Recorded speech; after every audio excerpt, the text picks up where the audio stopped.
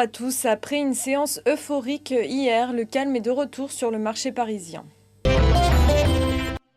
À suivre ce vendredi, Total qui a publié ce matin des résultats supérieurs aux attentes au titre de son troisième trimestre avec un bénéfice de 3,3 milliards d'euros contre 2,7 milliards attendus.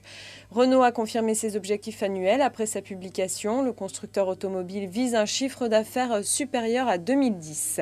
On s'intéressera aussi à Bull dont le chiffre d'affaires sur la période juillet-septembre a grimpé de plus de 4% à 266,4 millions d'euros. En revanche, celui d'Areva a reculé de près de 3% sur la même période à 1,9 milliard d'euros. Le groupe note aussi que les annulations de commandes sont restées limitées suite à l'accident de Fukushima intervenu en mars dernier.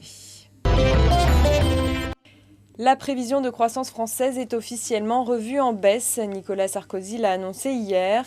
Le gouvernement table désormais sur une expansion de 1% en 2012 contre 1,75% auparavant et 2% en première estimation. Les économistes visent pour leur part 0,9% de croissance l'année prochaine.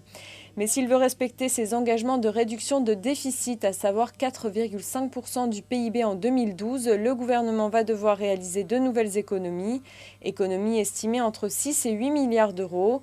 Les mesures pour y parvenir seront annoncées à l'issue du sommet du G20 prévu les 3 et 4 novembre prochains à Cannes.